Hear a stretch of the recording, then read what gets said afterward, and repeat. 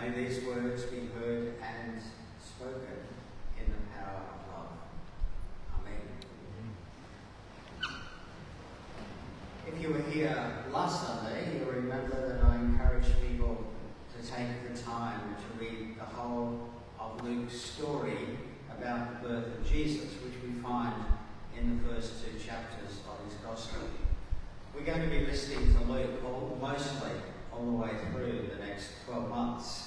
So, of course, at some stage over this break, and things get a little bit quieter, I'd encourage you not to stop at chapter 3, verse 1, but to keep going and actually read the whole of Luke in one go. Okay?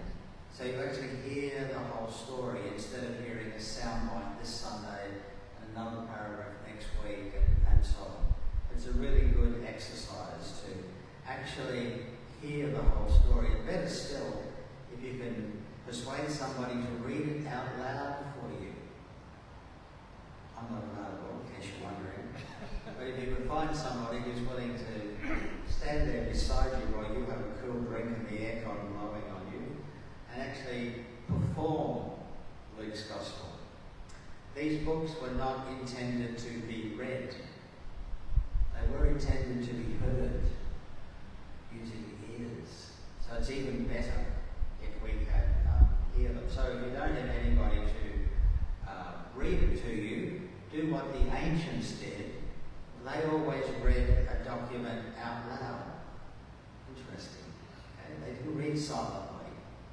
When they looked at an ancient book, when they looked at a book, which happens to be an ancient book because we're talking about them, they would read it out aloud because they wanted to hear the message, not simply look at it with their eyes. So, as folk were leaving last Sunday, a number of you said, I'm going to do that. I'm going to go home and read those first couple of chapters of Luke. So I hope a few of you did that.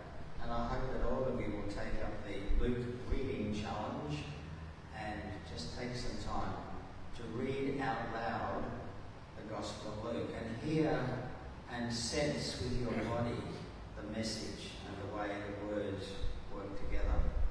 As I mentioned in the opening two chapters, Luke has a series of 7 episodes, and we heard the last of those in the Gospel reading today. The 12-year-old Jesus in the temple, acting like many a 12-year-old boy and not getting in the car when the parents are ready to leave. Isn't it good to think that Jesus gave his mum and dad a tough time from time to time? It's not just our kids that do that. Even Jesus was sometimes a handful for his parents. As Luke is crafting his story, in a sense, he's developing this because he wants to set the scene for the story that's going to follow through the Gospel of Luke and indeed through the Acts of the Apostles. So these first 2 chapters, which are where so much of our Christmas story comes from, are like an overture to Luke's work. He's introducing the themes that are going to be really important. And as I mentioned last week, one of those themes is that he's playing with the Roman legend of Romulus and Remus, 2 little boys abandoned in the forest, adopted and looked after by a friendly mother wolf. There are lots of those, of course, in the forest around Rome, before he was taken into the home of a huntsman who lived in the forest. And of course, eventually, one of the boys, Romulus, not only inadvertently kills the man who happened to be his father, as the prophets had said, but goes on to found the city of Rome. And Luke is playing with that kind of bit of public legend that everybody in the Roman Empire was familiar with, not least because it was a common motif on the coins issued by the emperors of Rome. But other things were happening in the empire as well, and Luke has an eye to them also. Roughly around the time Jesus was born, and we don't know exactly when that was, but certainly a few years before the time of Christ, before the Common Era, we find that Greek cities in the eastern Mediterranean started to adopt a new calendar. And they started to count the beginning of time at time of blessing and salvation, a time of good news from God because of the birth of the Emperor Augustus, they started to date their calendars not from the time when Augustus became emperor, but from the birth of Augustus. And I won't read out the whole script for you, but in the printed version of the text, which will be on the website later on, you can get those details if you want them. So as they celebrated the birthday of their god Augustus, which they saw as the beginning of the Evangelion, the good news or the gospel for the world, Luke is saying to himself, much later on, here's a meme I can play with. And so, of course, as he tells the story, he's pressing that button for his Roman audience as well. As we get to the final episode, which we heard this morning, it ends with a little, almost like a footnote. Then he went down with them and came to Nazareth. That's a little bit back to front, but in Jewish thinking, you always go up to Jerusalem, no matter which direction you're coming from, because the temple has to be the highest place on the earth, spiritually. And when you leave Jerusalem, you always go down from Jerusalem, even when you're heading north to Nazareth. So he went down with them, they came to Nazareth, he was obedient to them. His mother, as mothers do, treasured all these things in her heart. And Jesus increased in wisdom and in years and in divine and human favour. Now, the next time Luke tells us anything about Jesus, he's already a grown man, about 30 years of age. Augustus has been dead already for 15 years, and Tiberius has been the new emperor already for that 15 years. And John the Baptizer is making quite a name for himself down by the Jordan River. That's the next section once we get into the Gospel of Luke. During those intervening years, Jesus was a child and then a teenager, not that they had such a thing in those days, and then a young man in the village of Nazareth.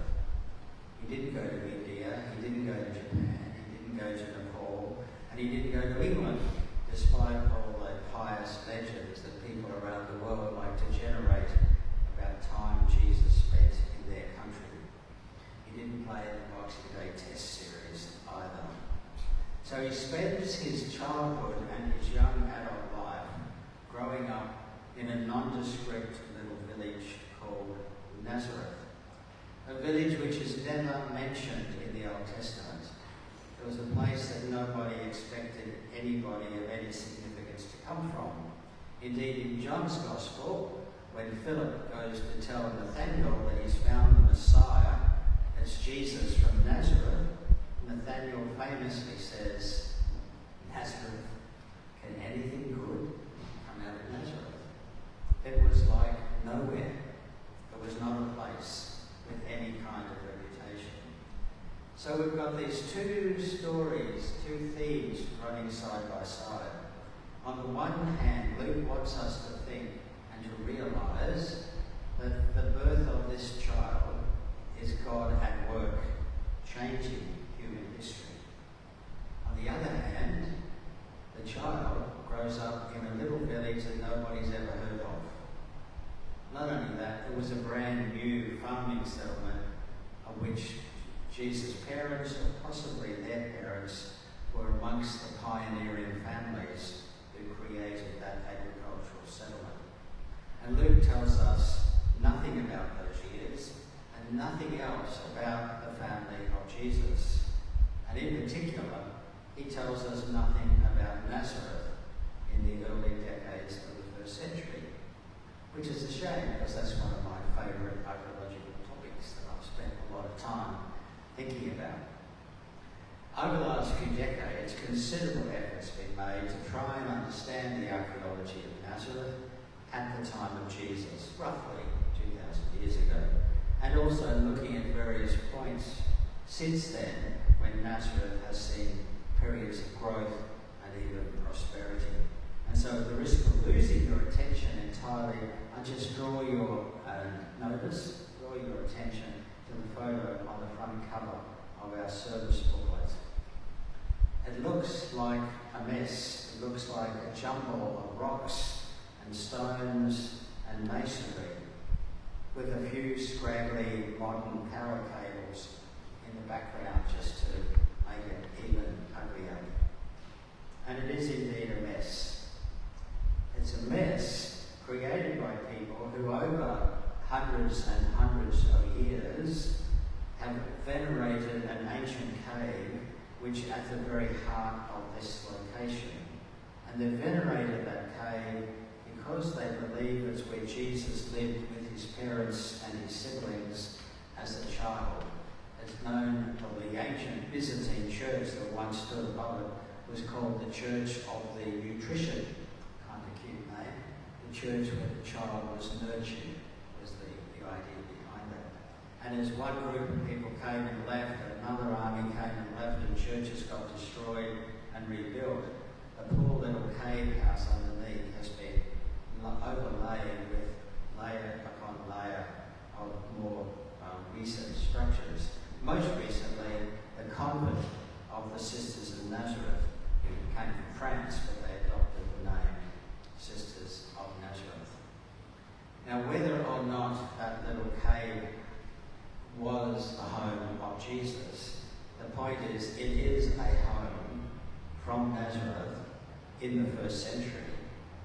So Jesus didn't live there, one of his mates did. And there were probably only 15 or 20 houses in the village.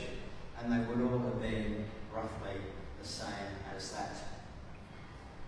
So some other time, I'm more than happy to unpack the picture, or better still, take you there in person and we can walk through the ruins and understand what was going on. But for now, let's just take on board the idea that in the time of Jesus, in the village of Nazareth, people lived in caves rather than in those lovely, neat, freestanding homes with flat roofs that we see in the Sunday school pictures. They had houses like that at Capernaum, but in Nazareth, in the time of Jesus, they lived in caves. And if the family was doing pretty well, eventually Dad would go and gather a few rocks and create a little room on the front of the cave. But the cave was the home.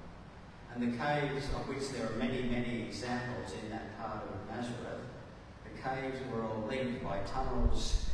They were interspersed with underground silos for storing grain and other agricultural products. And many of them were linked by a network of tunnels, which also provided a good place to hide from bandits and from the tax collector. So human nature. We're always looking for tax havens, aren't we? Well, in Nazareth, the back cave and the passageway was the tax haven. So while Luke is evoking the universal destiny of Jesus in ways that echo and rival the great Emperor Augustus, life was much more humble for the Holy Family in Nazareth. The village was quite small, perhaps fewer than 500 people, based simply on the area of the village and the average population density in such settlements. Maybe only 15 or 20 families. Most of them would have been children. There were no birth control methods, and babies kept on coming. As it happened, the infant mortality rate was so high that within the first year of the childbirths, the babies that arrived alive, half of them would be dead within 12 months. And of the half who survived, half would not reach 5 years of age. And of those that reached 5 years of age, half of them would not get to puberty. So you can see this is a third world village with third world maternal and child welfare characteristics. It was an agricultural settlement established during the time of Herod the Great, with Jewish populations being transferred from Judea to the north. And my Palestinian friends in Nazareth just love it when I point out that Jesus and his family were Jewish settlers who had come to the Galilee. They don't like that part of the story. Because they came from the south rather than being northerners, it was an observant Jewish community, and we can tell that by the archaeology of their homes. And they had totally distinct cultural traits from the nearby city of Sepphoris, just 5 kilometres or so away, which was a very cosmopolitan and Greek city.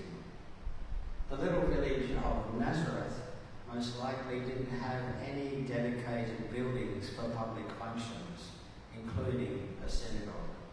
The menfolk would still have gathered for prayer every Shabbat, but they would have gathered in a circle under a shady tree. And the synagogue was not only that when they gathered for prayer, it was when they gathered for their village council meetings. Almost certainly, the little village of Nazareth had no school. Almost certainly, Jesus was illiterate.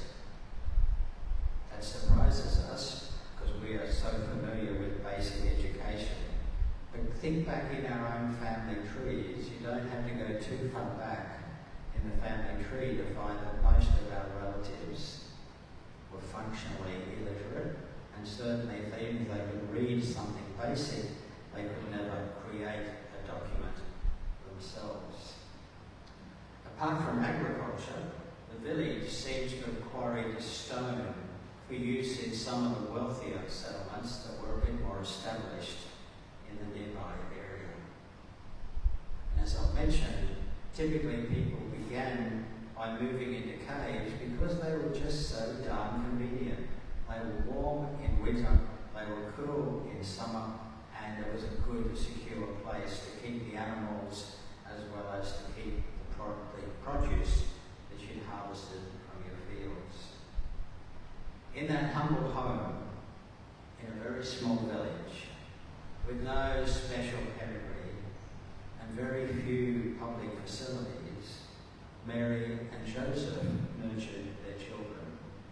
First Jesus, but later at least 4 other sons, James, Joseph, Judas and Simon, as well as at least a few sisters whose names, of course, the guys never bothered to write down. Isn't that how it goes? We can be pretty sure that one of them would have been called Mary, because not only was that her mother's name, half the Jewish girls in Palestine in the 1st century were called Mary. So if you walked into a room and said Mary, half the women would turn around and say yes. Okay? So probably one of them was Miriam, but of course we don't know that for sure.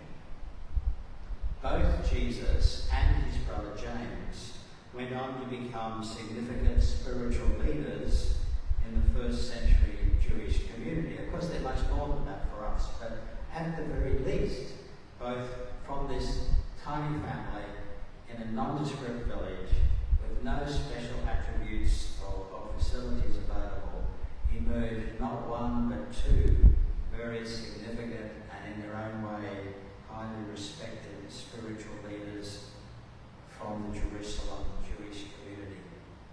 And both of them were killed by the authorities in Jerusalem. So Luke was working with a grand canvas telling the story of Jesus' birth in a way which would make people think, wow, something's happening here. God is at work. Luke had his wonderful artistic canvas, but God was working with more everyday materials. That same God is at work in our families, in our homes, in our workplaces. That same God is at work here at St. Paul's Church. When we are faithful in the small, everyday things, then God can use us to achieve great things for those who do need to hear the good news.